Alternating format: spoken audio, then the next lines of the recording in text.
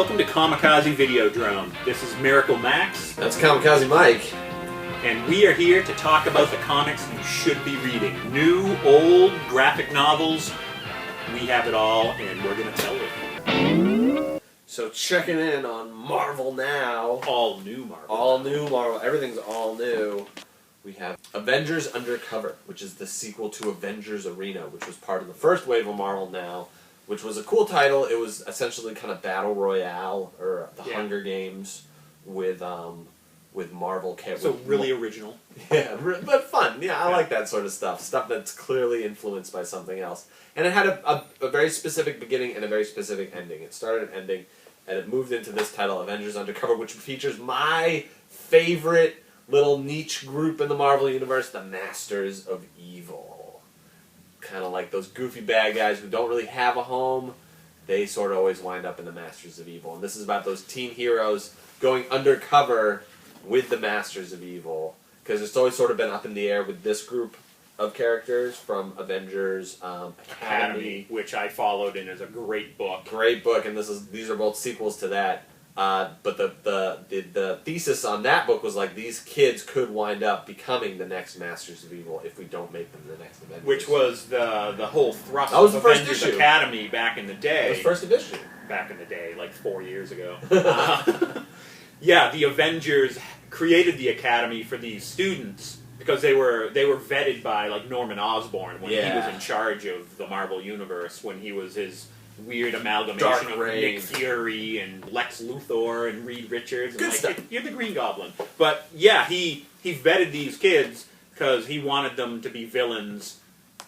And then when his reign fell, and Hank Pym created Avengers Academy, and it was for the express purpose of keeping an eye on these superpowered teens because they were the most likely to become villains sometime in the future. Specifically the Masters of Evil, though. They say in that issue, it's like, we're making them the next Avengers because we don't want them to be the next Masters of Evil. This is that sort of awful prophecy coming to fruition. And it looks that way. It's super It definitely cool. does. And we got some like new members of the Masters of Evil. We got Baron Zemo. Not a new one, but I'm just saying, he's the classic, but he's bringing in characters like Madame Mask, who's been making waves in Hawkeye, which I think is pretty cool, her showing up here. A longtime Iron Man villainess. Pretty cool, deserves a spot. And Hellstorm, Damien Hellstorm, is on the Masters of Evil now, which is kind of cool, seeing him. You don't see that often, you don't see a good guy turn into a bad guy that often. And that's unless they have power rings. I don't get it. Hal Jordan, baby! Right. You don't get it. I'm just, because we're talking about Marvel, I'm sorry, I'm in Marvel mode, I'm thinking with my right side.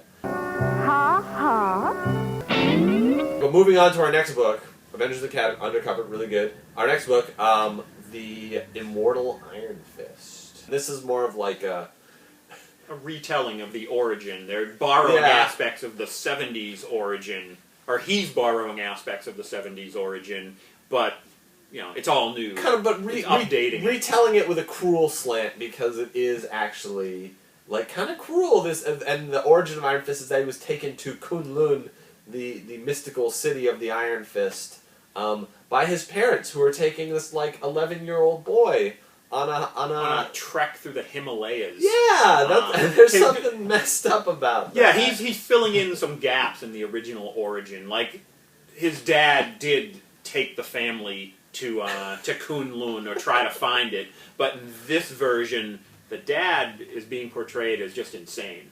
That's because that's kind of an insane thing to do. It's kind of, and Iron Fist is kind of one of those characters you can sort of do that. You can mess around with him a little. He's cool. I love Iron Fist. He's one of my favorite characters. He's very cool. I'm optimistic, at least in the fact that it's a writer-artist all-in-one, which I always like. Did you read his little editorial in the back?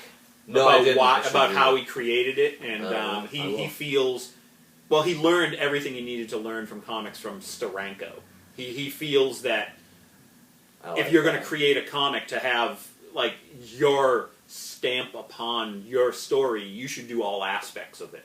Yeah. You should do the writing, the coloring, the drawing, the inking, and it's a cool little editorial in the back. I do miss those little ed-op pieces. It's part of the reason, going back to manga a little bit, it's part of the reason I like manga so much, is that you do it's the opposite of American comics in the fact that it's most of the time it's a writer artist together in one person.